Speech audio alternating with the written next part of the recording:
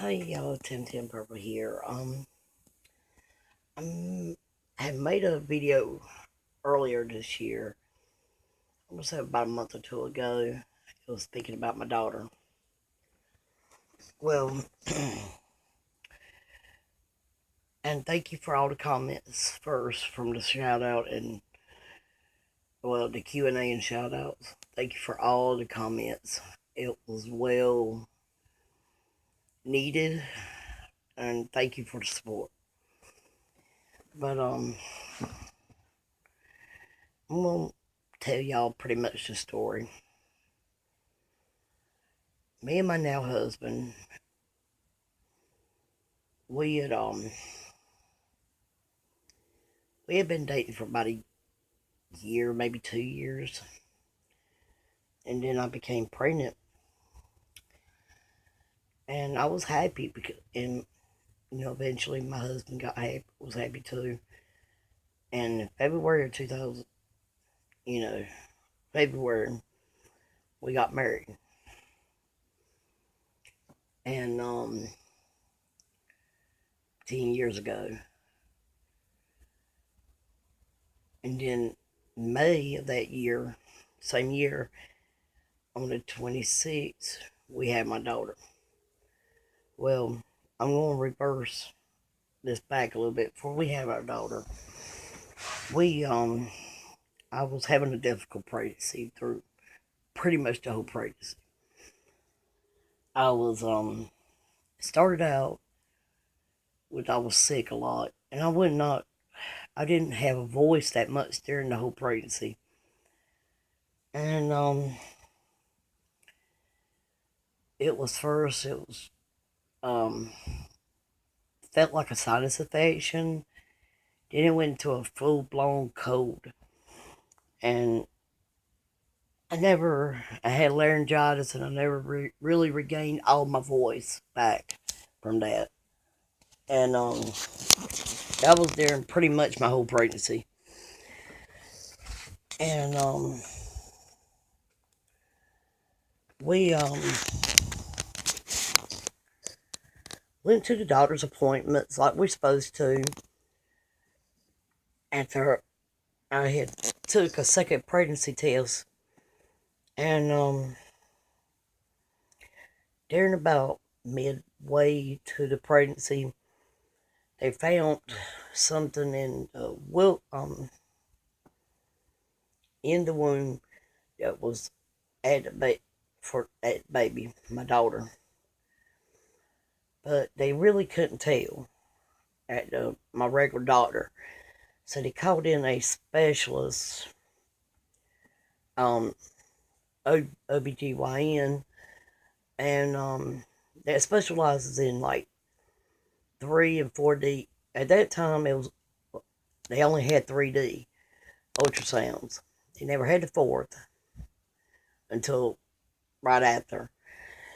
Um, at that time, they took a 3D and they noticed a knot on the back of her neck. And they gave us three options because they thought, well, she probably, they thought it was something bad. So they gave us three options. Option one was a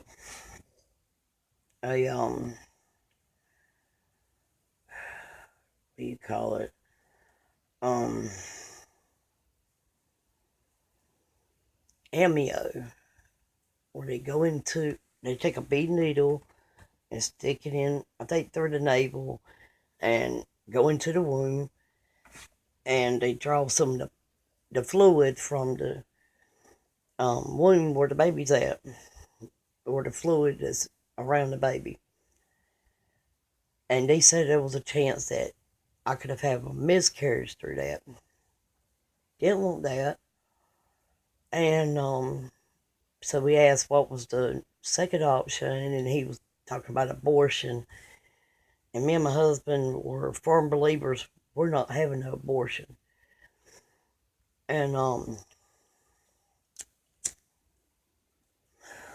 So we asked the doctor what was third, and the doctor said, just have the baby like the good Lord made her. Well, we figured at that time it was a girl. I had a boy, and I signed a form to have my tubes tied after my daughter. And so through the whole time I was having to go back and forth to that my regular OBGYN and the specialist. Well, in May I had my daughter at my regular local hospital, and that night they life flighted her to a hospital that had a uh, neonatal unit, a NICU, neonatal ICU, where they can give her the proper treatment at that time. And so the doctor asked me, did I still want to get my tubes tied? And I said no. And I said to my doctor, my OBGYN, that I wanted to hurry up and get out so I can be down there with my daughter. So the next day they discharged me from the hospital, and so me and my husband grabbed clothes, and my older son, he was about 7 or 8, I reckon. So he stayed with family members through about 10 days while she was in the hospital. And we stayed at Ronald McDonald House, close by the hospital. That the Ronald McDonald houses, they help families of children that's in the hospital with all kinds of illnesses. It can range from um, them being in the hospital for all range of things.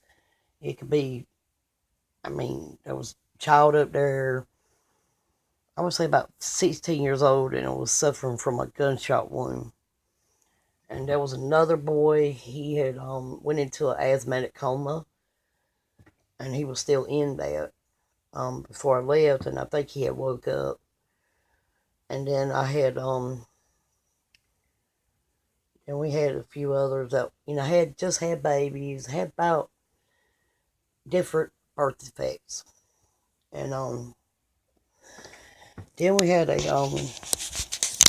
couple parents that had children that had cancer. So our hospital had all range of. It had a great pediatric hospital, and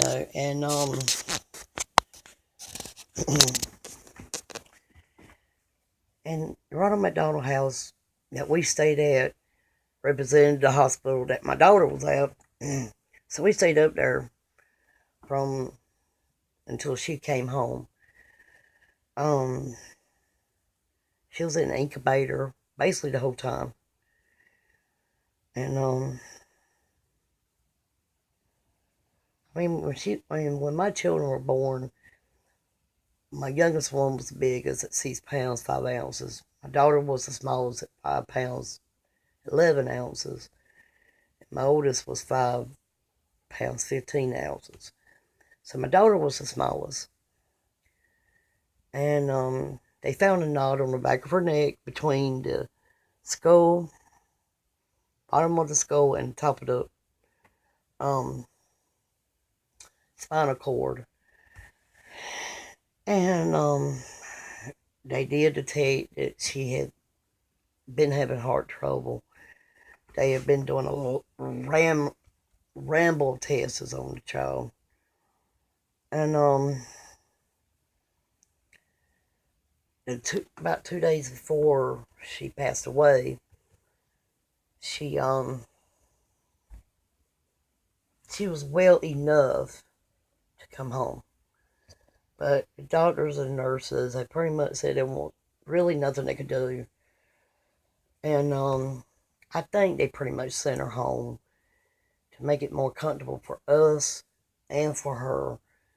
And if something was to happen, she'd be more comfortable in a family situation. And my older son, they didn't want him to go in there because of his age.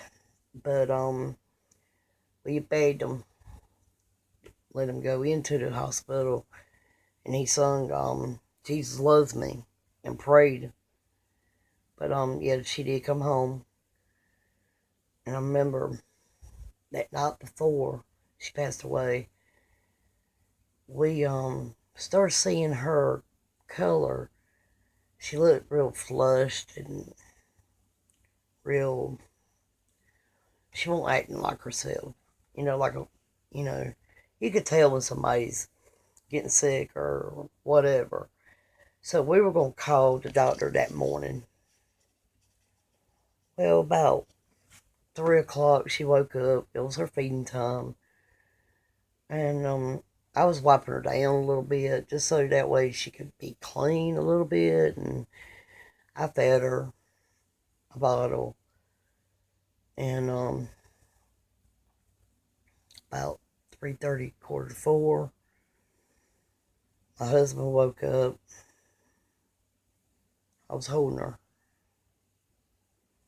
And I just did nod. And I had her in my arms. And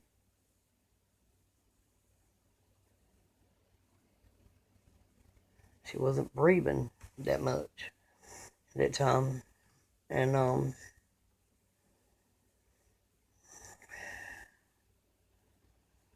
called the ambulance. My husband was doing CPR. And the first time we called 911, they hung up on my husband. So I called back, and I was very highly mad. I was scared. I was so upset. And so by that time, I wanted to sleep. I just had nodded. And when I nodded, I looked down at her. And by that time, my husband had got up, and he went into the living room where me and her were at. And I looked at her face. I mean, we looked at her face. We looked at everything. And it was like hardly any movement at all. And I knew then she had was on the edge of death. So my husband was doing CPR till the ambulance got there. And they were trying to revive her. They turned to me first and said, "I'm sorry to inform you, but your baby had passed away." And I was in a state of shock.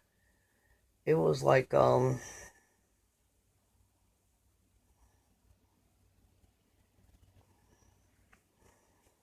unreal moment in my life. So, of course, they asked me, did I want to tell my husband, or did I want them to tell? And I said, for them to tell him, because I couldn't tell my husband. And I knew then, once after that, I had to go into my son's bedroom, because by that time, he just woke up and he was hollering for me.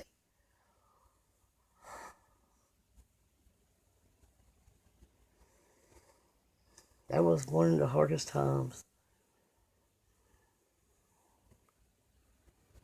I did tell him. Well, yeah, I did tell him. And he about figured. Of course, when someone dies at home, they have to do an investigation. And they asked if they could do an autopsy on her. And we said, yeah, because we're not gonna hide nothing. We didn't do anything wrong. And a couple days later,